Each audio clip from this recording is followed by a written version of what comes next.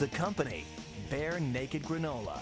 It's one of the fastest growing cereal companies in America, with $25 million in sales in 2005. Just a few years after the company's co-founder, Kelly Flatley, made her first batch for just $100.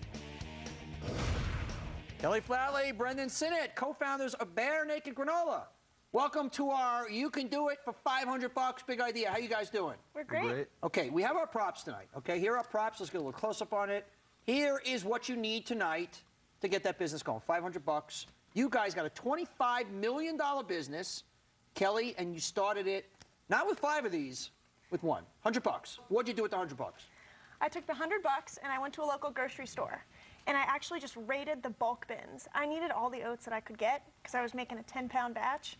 So well, before we go back to where this interest in granola, I mean, where this idea, I'm going to be the new granola queen. What was this about? Fair question. Okay. I've been a health nut all my life. And while I was at school in college, I made batches of granola every so often just to keep me fueled. I led a pretty active lifestyle. And I got great feedback about the product. So when I graduated, I had this degree in sociology and a terrific granola recipe. And soon after graduation, I created a job for myself. So, okay, so now you have this passion for granola. You take the $100 and you buy what?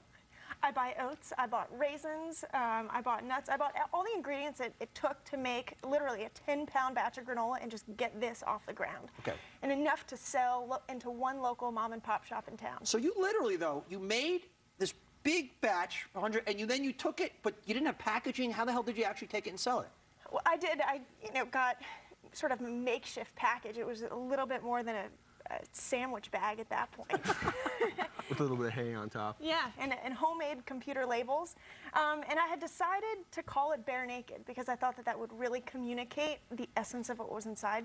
I love it. The granola was honest, it was pure, it was simple. But I want to stop here because you're still just on $100. Oh, yeah. How many pounds granola? We're talking about 10, 15 pounds of granola. 15 pounds granola. You make your own labels on the computer. And where was the first store you went to?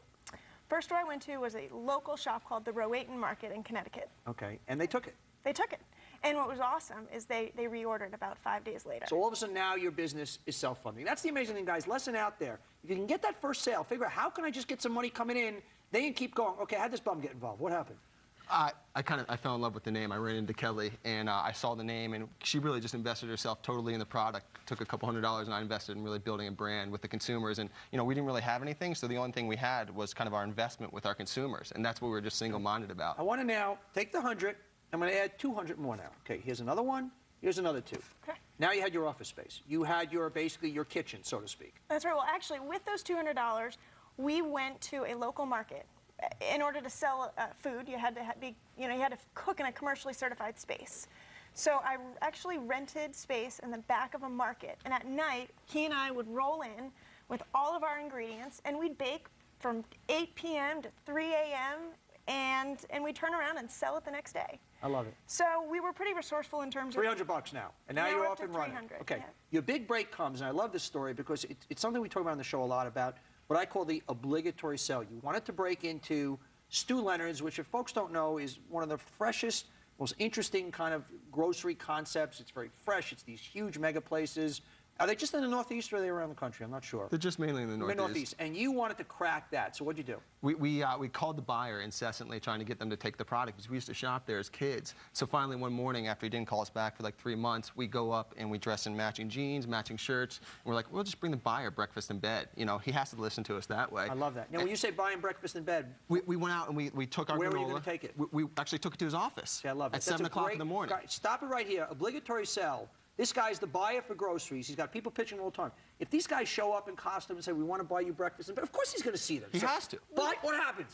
But he was on vacation that day. And I hate when that happens. It's the worst. And so the reception was like, you guys are really cute and everything, but he's gone. But at that moment, Stu Leonard Jr. walked by. We're like, Stu, we brought you breakfast in bed.